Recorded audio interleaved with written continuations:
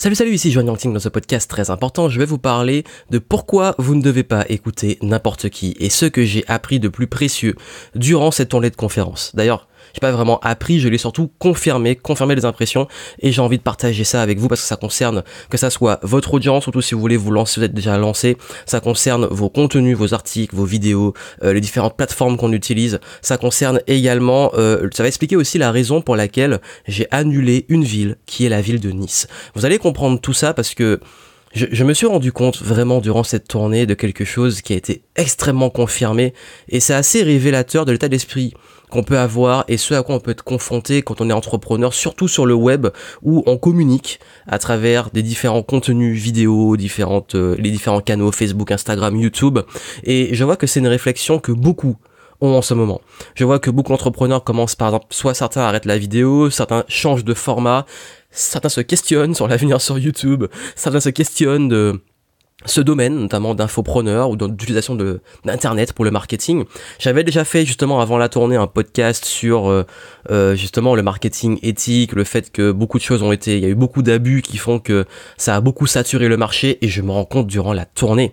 C'est fou, toutes les personnes qui viennent me voir et qui me disent pendant cette tournée que je rencontre, on m'a dit ça dans toutes les villes, à Nantes, à Lille, à Paris, à Bruxelles, tous m'ont dit voilà les formations en ligne on en a marre, on est tout le temps saturé, souvent il y a des fausses promesses, enfin un gros ras-le-bol. Et puis aussi quelque chose de très très très révélateur, c'est que, et j'avais à parler de ça avant, je m'étais déjà rendu compte, pourquoi il ne faut pas écouter n'importe qui. C'est vrai que je me suis rendu compte que très souvent les personnes qui étaient les plus bruyantes étaient soit pour exprimer souvent des choses hélas négatives, ou alors des personnes qui étaient très engagées, qui parlaient beaucoup, mais quand il fallait agir, n'agissent pas. Pourquoi je vous dis ça ? Parce que j'ai remarqué quelque chose, c'est très souvent, je connais les personnes qui interagissent, notamment je parle de commentaires sur YouTube, Instagram et compagnie, et les personnes qui me laissent le plus souvent des messages, et qui surtout me sollicitent le plus, qui me demandent « Ah, quand telle ville, c'est quand que tu fais ça, ou me posent une question et tout », et finalement, ce sont jamais ceux qui soit viennent aux événements, jamais ceux qui s'engagent plus loin, encore moins ceux qui deviennent clients. D'ailleurs, j'ai très souvent la surprise de voir que ceux qui deviennent clients, parfois je les connais pas. Je me dis, mais attends, il est client, mais il a jamais commenté, d'où il sort ? Parfois je me dis, mais d'où il sort ce client ? Parce que finalement, je connais un petit peu les gens qui interagissent le plus. Je dis pas que c'est forcément tout le monde, mais je dis que c'est une tendance vraiment générale et globale. C'est-à-dire qu'il y a une forte majorité silencieuse qui suit mes contenus, qui suit mes vidéos, qui s'inscrit durant mes conférences de la tournée d'ailleurs, qui viennent à mes conférences que je connais pas encore et qui souvent achètent mes produits. Et ces personnes, je discute avec eux et je dis en fait parfois dans les conférences on en vient à ce sujet-là et ils me disent c'est vrai que voilà, je te suis surtout en podcast, d'ailleurs je vais en parler après. Je te suis en podcast, je suis un petit peu ce que tu fais, j'adore, etc. J'ai acheté certaines de tes formations, etc. Et je me dis oui, puis en fait ces personnes-là ne commentent pas sur YouTube et tout, il y a pas de mal, je dis juste ce sont les faits. Et derrière, par moments, je suis un peu frustré parce que je dis, posez-moi vos questions, ou je dis, qu'est-ce que vous aimeriez comme sujet, ou alors je dis, dans quelle ville vous êtes, et il n'y a pas beaucoup d'interaction, à part des personnes qui vont interagir. Et je vais vous dire un truc, la ville qui m'a été le plus demandée pour que je vienne faire une conférence, ça a été Nice. Et oui, la ville de Nice a été la ville qui m'a été le plus demandée.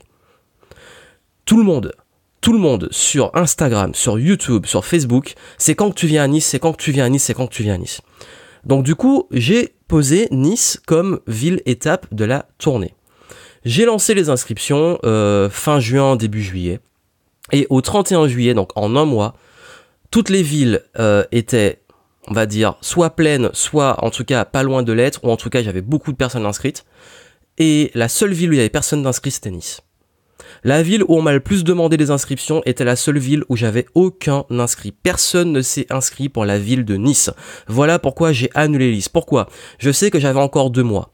Le seul souci, c'est que vous savez que pour organiser ça, il faut réserver des salles à l'avance. Il faut avoir le nombre de personnes approximatif pour savoir quel type de salle on va prendre.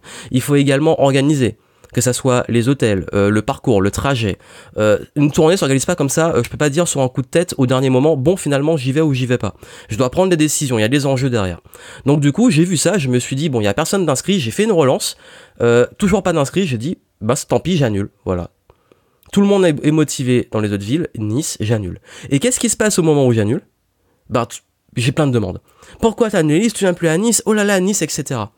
Mais ces gens-là, comment vous voulez que je les écoute?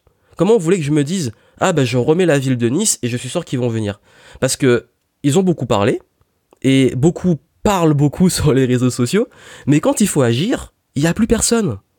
Donc voilà pourquoi je vous dis, faites attention à qui vous écoutez. Je ne dis pas forcément que ces personnes-là ne se seraient pas inscrites pour Nice, je dis juste qu'il y a un moment, quand on doit prendre des décisions, notamment dans son business avec des enjeux forts, il y a un moment, on doit savoir qui on écoute. Et qui écouter justement? C'est là où je veux en venir.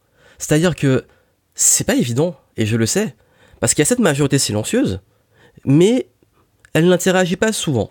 Donc du coup, moi, je peux pas savoir. Qui je vais écouter principalement? Moi. Voilà, je vais m'écouter moi. Pourquoi? Je vais faire ce que j'ai envie de faire.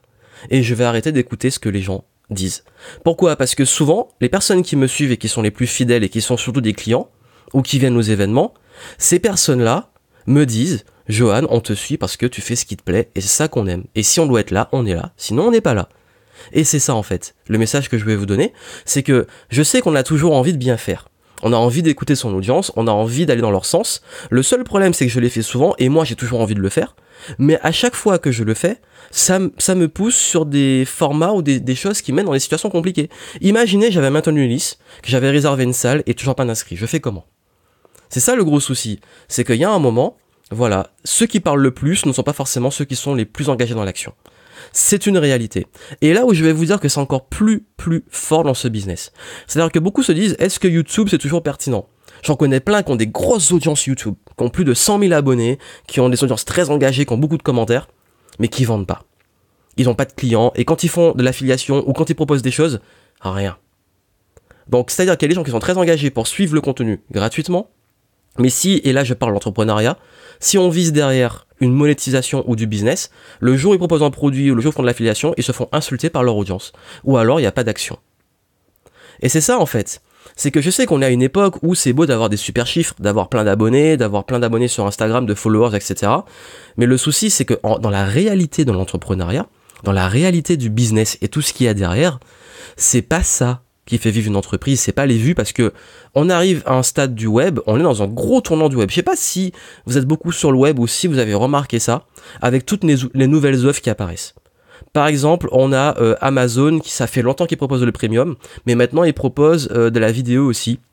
Donc le Amazon Prime avec toutes les vidéos, certaines séries, films, etc. un peu sur le modèle Netflix, qui est d'ailleurs lié aussi à Twitch, qui est aussi un pilier tournant, enfin voilà, une plaque tournante du web depuis très longtemps et un endroit très fort d'audience sur le jeu vidéo. C'est du streaming sur le jeu vidéo que Amazon a racheté, et du coup le Amazon Prime permet de pas avoir, avec l'abonnement Prime, d'avoir accès à la VOD un peu à la Netflix, et également d'avoir accès à Twitch sans publicité, et de pouvoir même s'abonner aux gens qu'on apprécie sur Twitch directement avec son compte Amazon Prime.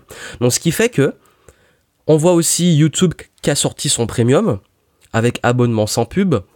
On voit qu'il y a de la presse qui commence de plus en plus, ça arrive, ça fait depuis quelques années déjà, mais de plus en plus de presse propose du payant pour voir les articles.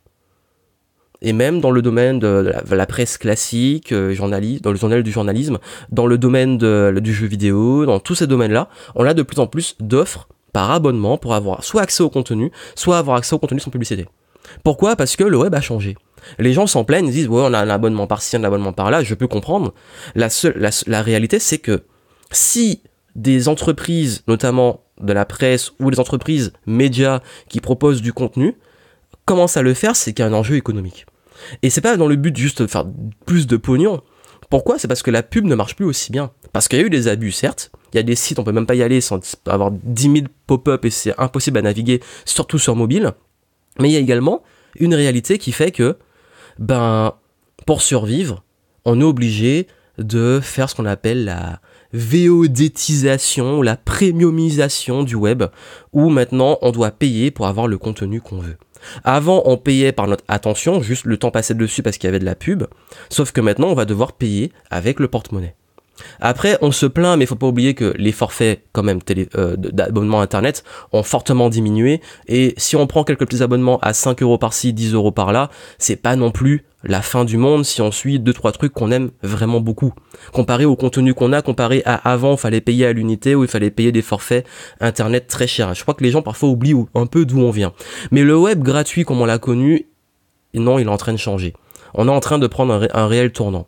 Et dans le domaine, justement, on peut dire infopreneurs, créateurs de contenu, les gens qui vivent de leur contenu, ben ce sont des nouveaux enjeux aussi. Et ces enjeux font que ben on est obligé de prendre des décisions. Et ces décisions, c'est de se poser la question, est-ce que je fais du grand public ou pas? Est-ce que je touche de grosses audiences? Ou est-ce que je choisis de me nicher plus? Certains, ça va être de faire du premium, d'avoir moins d'audience, mais une audience qui paie et qui a envie d'être là, quitte à sacrifier une partie qui était là juste pour le gratuit. Et puis, par exemple, moi en tout cas, si je prends mon exemple, vous avez vu, je fais beaucoup moins de vues que ce que je faisais avant. Sur YouTube notamment. J'ai beaucoup moins d'audience qu'avant. Et mon business ne s'est jamais aussi bien porté. Mon business est en croissance. Pourquoi? Parce que j'ai compris que avant je faisais par exemple développement personnel grand public. J'ai arrêté, ça attirait énormément d'audience, ça marchait très bien. Le seul souci, c'est que c'est pas ce positionnement que je voulais avoir et que c'était, j'avais peut-être beaucoup de vues, mais ça convertit pas. Ça a pas de gros impact en termes de conversion. Voilà, c'est le fait de, il y a une réalité. Je vous dis, c'est pas une question de volume de vues ou de visibilité, c'est des conversions. Et moi, je me cache pas. Ce que je fais, il y a une partie plaisir, mais il y a aussi une partie enjeu business. Donc du coup, il y a ces questionnements. Par moment, je me dis, je change ma ligne éditoriale, je m'adresse à moins de monde, mais je m'adresse aux bonnes personnes. Et surtout, c'est aussi un choix parce qu'il y avait aussi énormément de touristes, énormément de personnes ultra désagréables, hyper exigeantes, ou les gens qui m'insultaient parce que je vendais des trucs. Il y a un moment, j'ai dit, vous me saoulez, je ferai du contenu juste entrepreneuriat et entrepreneur et qui plaît à mon audience, à mon avatar, on va dire, les personnes qui ont plaisir à me suivre et qui partagent mes valeurs, qu'ils soient clients ou pas, les gens avec qui j'ai plaisir à échanger, et ces personnes-là, voilà. Et c'est ça qui se passe en fait. J'ai moins de commentaires, j'ai moins d'engagement, j'ai moins de vues, mais j'ai une audience qui est présente, qui vient à des événements, qui parfois prend mes produits, qui interagit dans des groupes, qui est là. Et ça change tout parce qu'en fait, j'ai une meilleure qualité d'audience et du coup, même moi, je me sens mieux. Je me sens mieux parce qu'il y a un moment, et je peux vous dire d'ailleurs, c'est un questionnement que je pose en ce moment, c'est, je me suis dit durant la première partie de la tournée, est-ce que je continue les vlogs ou pas? Parce que ces vlogs, ils font beaucoup moins de vues, et également, il se passe un truc, c'est que j'ai eu énormément d'insultes, de personnes qui ont fait aussi des critiques très négatives parce qu'ils disent « mais ça on s'en fout, il raconte sa vie, etc. » Ben oui, parce que je l'ai fait, pourquoi? Pour les gens qui avaient envie de voir des coulisses. Parce que le cœur de mon audience a dit ça m'intéresserait, oui Johan, de voir un petit peu les coulisses, ta tournée, etc. Donc moi je suis obligé de prendre un compromis parce que je peux pas tout le temps filmer durant une tournée vu le travail que ça représente, et je peux pas non plus tout le temps filmer pendant les conférences ou à la fin des conférences pour même pas des témoignages et tout parce que les gens sont pas venus pour ça.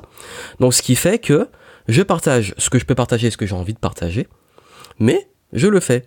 Et du coup, il y a un moment, beaucoup de gens me disent, je voudrais voir les coulisses, je voudrais voir ceci, cela, je le fais et je me fais encore incendier. Donc il y a un moment, moi je m'en fous, j'ai envie de le faire et je le fais. Voilà. Et ceux qui ont envie de suivre les vlogs, ils suivront les vlogs, ceux qui n'ont pas envie, ils suivront pas. Mais du coup, moi c'est ce que j'ai envie de faire.